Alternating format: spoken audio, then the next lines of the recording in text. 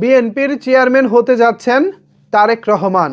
আগামী 2-1 দিনের মধ্যে আসছে অফিসিয়াল ঘোষণা। ঠিক এমনটাই জানিয়েছেন বিএনপির মহাসচিব মির্জা ফখরুল ইসলাম আলমগীর। বিএনপি চেয়ারপারসন বেগম খালেদা জিয়ার মৃত্যুতে ইতিমধ্যেই দলীয় প্রধানের এই পদটি শূন্য রয়েছে।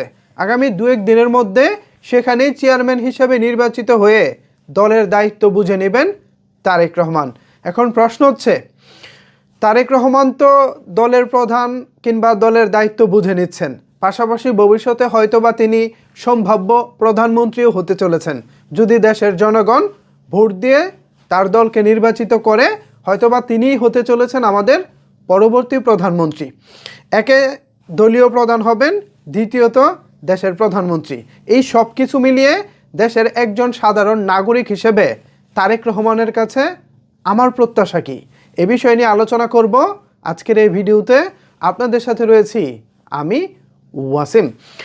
তারেক রহমান এর আগে যখন পাওয়ারে ছিলেন 2001 থেকে 2006, এটা তিনি সরাসরি পাওয়ারে ছিলেন না। বিএনপি যেহেতু পাওয়ারে ছিল, সেদিক থেকে তারেক রহমান তিনিও পাওয়ারে ছিলেন বলা চলে।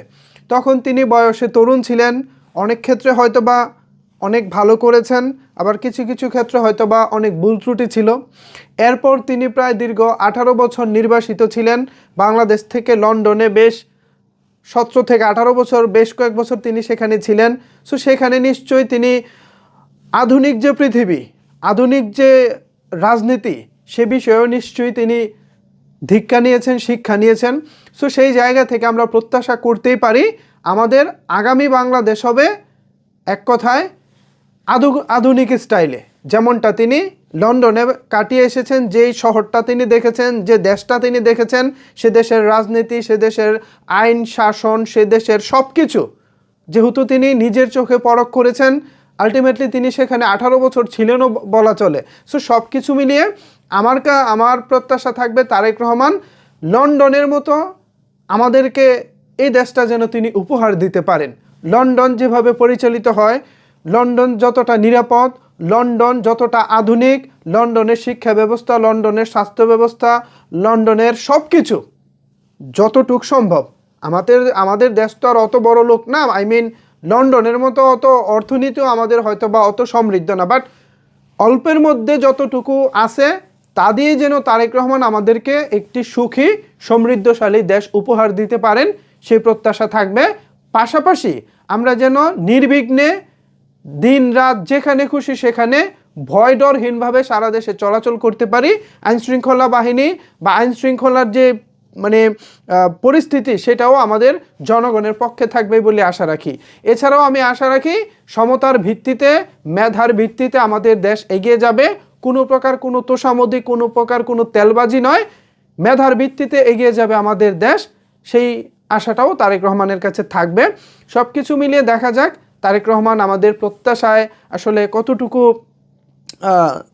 পূরণ করতে পারেন, বা আমাদের চাওয়া পাওয়াকে কতটুকু তিনি আসলে দেখাতে পারেন, সেটাই হয়তো বা ভবিষ্যতে দেখব। যেহেতু তারেক রহমান সাহেব নিজে সরাসরি দেশ পরিচালনা করেননি, এর আগে বেগম খালেদা জিয়া দেশ পরিচালনা করেছিলেন, তবে এবার হয়তো বা তারেক রহমানের হাতে সেই সুযোগটা আসছে। সো এবার আমরা নিশ্চয়ই দেখতে পাবো তারেক রহমানের দেশ পরিচালনার আসলে ব্যাপারটা আসলে কেমন হতে চলেছে। সো শুভকামনা রইল তারেক রহমানের জন্য।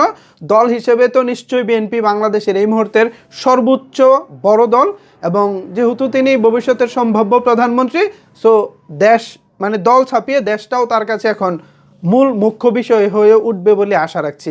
সো ভিউয়ার্স, তারেক রহমানের কাছে আপনার প্রত্যাশা কেমন, কি ভাবছেন তারেক রহমানের আগামীর বাংলাদেশ নিয়ে, জানাতে পারেন এই বিষয়ে আপনার মতামত নিচের কমেন্টস বক্সে।